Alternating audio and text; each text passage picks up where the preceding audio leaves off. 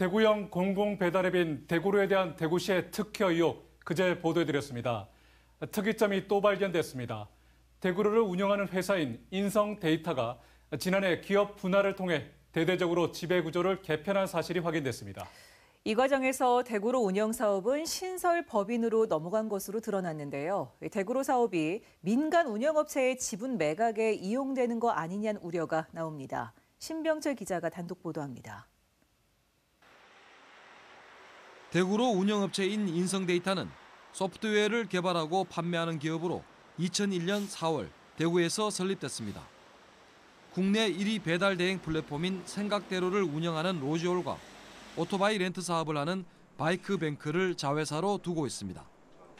2021년 3월에 대구시와 대구로 운영 업무 협약을 맺고 같은 해 8월부터 서비스를 시작했습니다. 그런데 지난해 인성데이터는 대대적인 지배 구조 개편에 나섰습니다.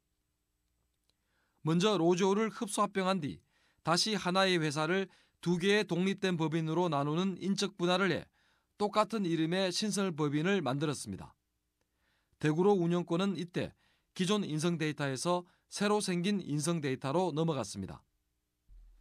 회사 이름은 같지만 다른 회사로 대구로 사업권이 넘어간 것입니다. 기존 인성데이터는 바이크뱅크로 흡수합병됐습니다.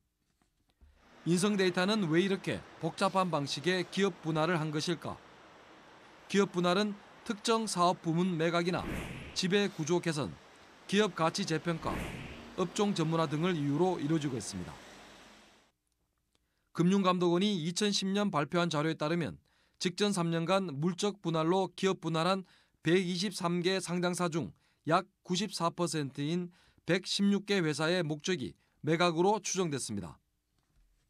생성된 법인이 기존 법인의 이름을 따라가는 경우는 없거든요. 이런 경우에는 이용자들이나 관계인들의 눈을 좀 속여서 매각하고 싶다 이런 의중이 보이지 않나 이렇게 생각이 듭니다. 인성데이터 측은 원활한 의사결정과 투자자들의 요청 때문에 회사를 수평적 관계로 분할한 것이며 매각 의사는 없다고 밝혔습니다. 투자사들이 요청해간 지분구조 개편 때문에 부득이하게 회사를 좀 합병 분할 작업을 좀 했어요. 그래서 영속성이 이끌어진 게 아니고 제가 모기업으로 읽고 있었는데 그러다 보니까 여러 가지 내부적 결정상에 문제가 좀 있어가지고. 인성데이터 측의 설명을 그대로 받아들이기에는 석연치 않습니다. 기존 인성데이터가 대구로 운영사업자가 되기 전인 2020년 4월에도 매각을 시도했기 때문입니다. 당시 자회사들을 포함해 4천억 원의 매물로 내놓았고 네이버와 협의도 진행했습니다. 하지만 네이버의 배달앱 진출 시장에 대한 부정적인 여론 때문에 매각이 이루어지지는 않았습니다. 네이버는 이제 말 그대로 배민처럼 이제 주문앱을 하는 거고, 저희들 이제 생각대로 쪽은 이제 배송 담당해 주는 거였거든요.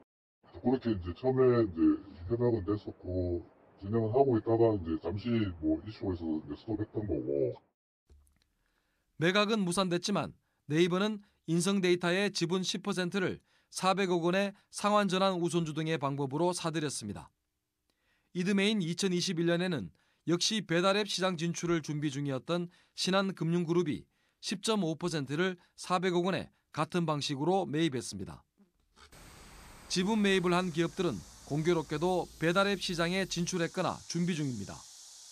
특히 네이버는 지난해 11월 미용실과 음식점, 펜션 등 중소상공인들을 겨냥한 N배달 서비스를 출시할 예정이었지만 아직 주춤한 상태입니다.